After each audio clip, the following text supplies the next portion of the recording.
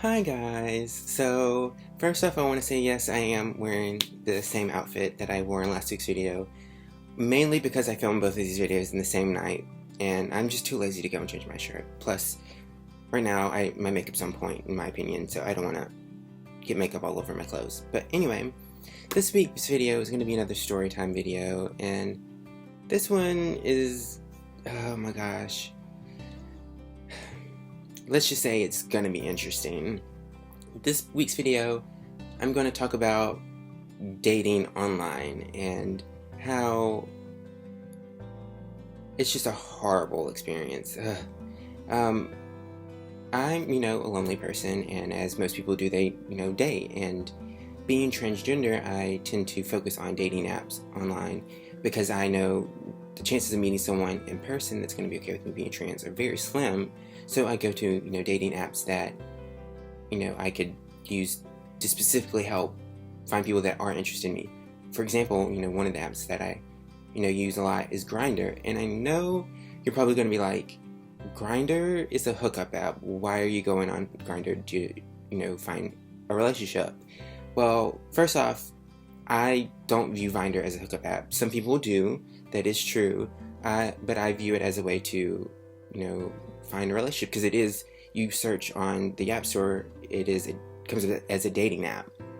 But I digress. But a lot of issues I have, I'm going to go and actually made a list for this video of things that I go with or deal with on these dating apps. But these issues aren't specifically, isolated to just Grindr. It happens on Plenty of Fish. It happens on Tinder, which I have a Tinder video that I'm wanting to do, and oh my gosh, okay, moving on. But yeah, it happens on all of these dating apps, not just Grindr specifically. The first issue, which I'm sure that everyone deals with, regardless of your gender identity or sexual orientation, is unsolicited dick pics. And it's people that will just randomly, the only thing they'll send in their message is their picture of their dick. Or even, the other way around, they'll send a message saying, show me your dick. I'm just like, no. I don't want to have sex with you. I don't want to see your dick. You need to get the F out of here. Secondly, another issue that I deal with is, I am going on these apps to look for a relationship, but a lot of times, I'm just looking for someone to chat with and just want to talk. And a lot of times people use me for my nudes. They want me to send nudes to them, and basically they're just using me to get off. And I, as an individual, have a hard time saying no or just stop talking. I feel bad. And since I am just looking for chat, I will sometimes just send nudes of myself just to keep the conversation going. Just because I'm, lonely and bored and I want to talk to people. And that's bad, because I shouldn't feel like I have to do these things just to chat with somebody. But it's a struggle. I'm working on it. But yeah. Next, this is one of, other than the thing I just mentioned, one of the biggest issues that I deal with is, because I am looking for a relationship and I'm not looking for a hookup, people will message me and I'll start chatting with them thinking, hey, this is going well. So far they haven't asked me for nudes. They haven't started talking about sex. This is good. This should go somewhere. And then, out of nowhere, they're like, hey, we should meet up tonight. We should hang out. You should come over. And I'm like, first of all, I don't know you. I'm not coming to your house because, that's stupid. I don't want to put my life in danger like that. Secondly, we just started talking. Why would I come to your house? We just started talking. Like I said, I don't know you. I'm the type of person where I know a lot of people, they like to get to the point that they say, hey, let's set up a date, and I'm fine. Hey, give me notice. You want to hang out, and we can hang out. We can plan something, go out and do something. Don't just spontaneously, because this is an issue too, where people just spontaneously, hey, we should hang out tonight, hang out. I'm like, I can't, because even if I'm free and I don't have anything to do, it's like, no, I can't, blah, blah, because one of those individuals, I need time to prepare. I need to know at least 24 hours in advance that, hey, I'm going to go hang out with this person, give myself time to get ready. But no, a lot of times they're like, spur of the moment, let's hang out, let's do things. I'm like, no, either I don't know you well enough, or I haven't had time to get ready. I look like shit.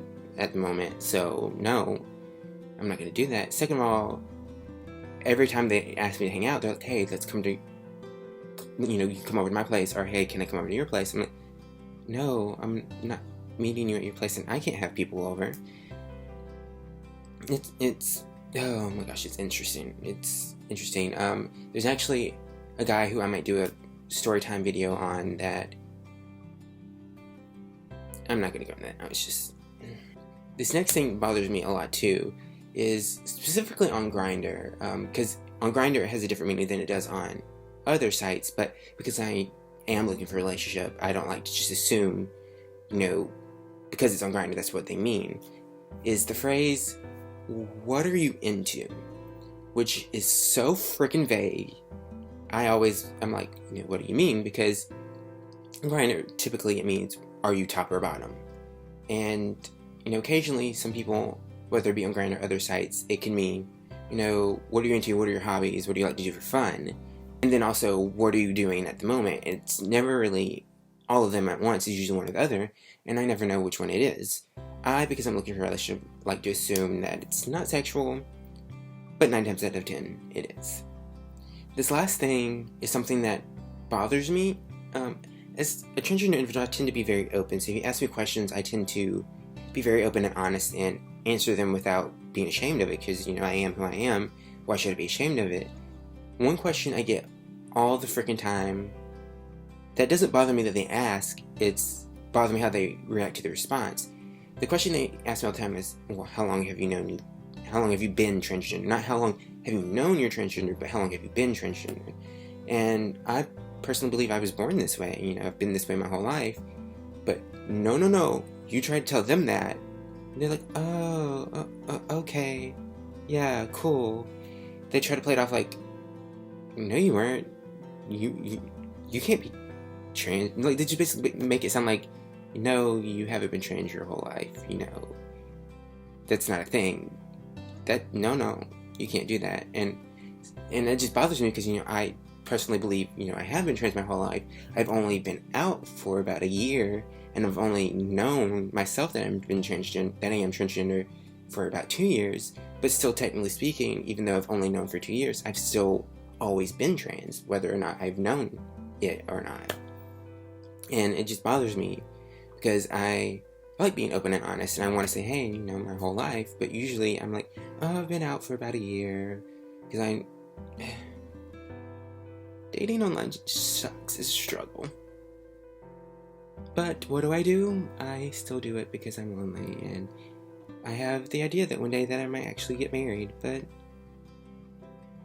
I'm just gonna hopefully find someone. I honestly feel like I prefer to find someone in person, like meet someone like while I'm out in the town, which granted I need to do in order to meet someone, but that's another story anyway. But yeah, that's pretty much some of the issues that I have with online dating. It's not all of them, I guess. That's just all I could think of at the moment. But yeah, this video is going on for quite a while, so I'm gonna end it here. Thank you guys so much for watching. My social media links will be in below, so feel free to follow me. Follow me on social media. But thank you guys so much for watching, and I will see you next week with another awesome video. Bye!